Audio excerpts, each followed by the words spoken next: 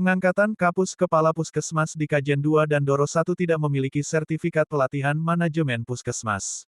Saat tim Kowarka Komunitas Pewarta Kajen mengkonfirmasi tentang informasi pengangkatan Kepala Puskesmas di Kabupaten Pekalongan pada tanggal 15 Maret tahun 2024 khususnya Kajen 2, Zamronah mengiyakan tidak memiliki sertifikat manajemen pelatihan puskesmas dan baru akan mengajukan programnya ke dinas terkait. Zamronah menjelaskan karena baru tugas diangkat menjadi Kapus 3 hari bertugas, jadi masih tahap penyesuaian.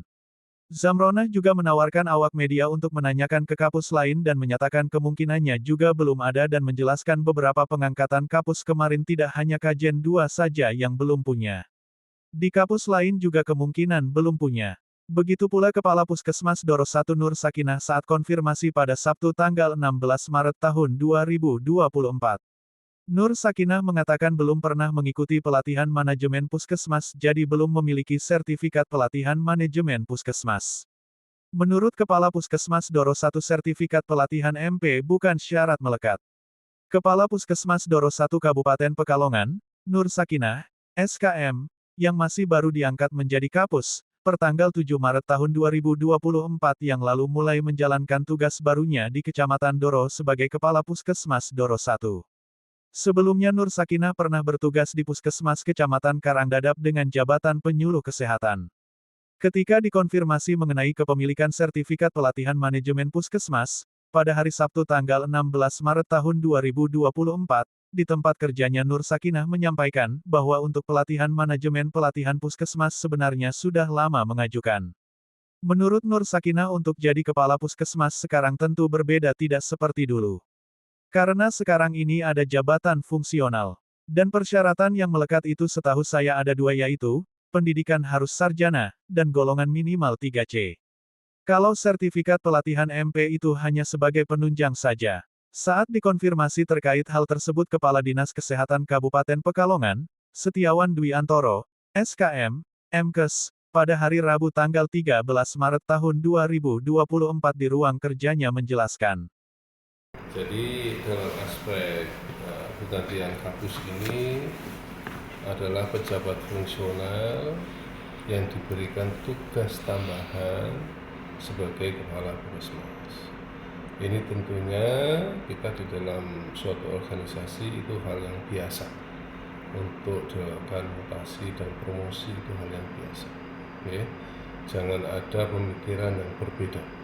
Karena kita ingin ada satu organisasi maju ke depan lebih baik. Ya. Nah, kenapa demikian? Karena posisi ini adalah posisi strategis bagi kepala puskesmas. Itu tugas tambahan, bukan pejabat struktural. Ya, di puskesmas itu sekarang adalah dengan pejabat fungsional. Jadi jabatannya pejabat fungsional, tapi diberi tugas tambahan sebagai kepala puskesmas.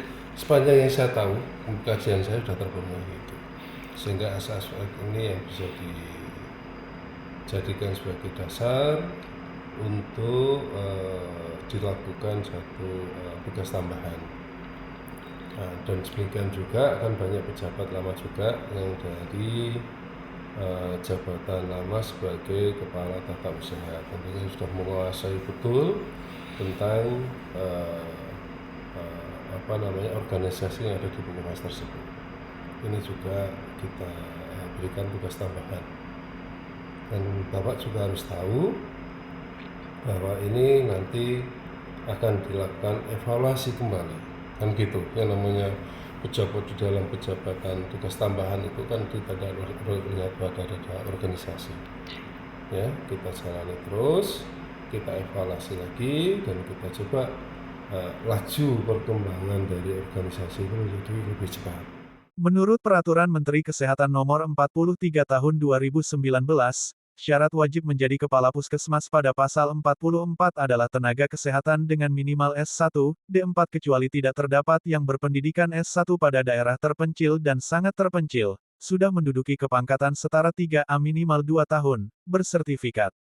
Kriteria kepala puskesmas yaitu tenaga kesehatan dengan tingkat pendidikan paling rendah sarjana, memiliki kompetensi manajemen kesehatan masyarakat, masa kerja di puskesmas minimal 2 tahun, dan telah mengikuti pelatihan manajemen puskesmas.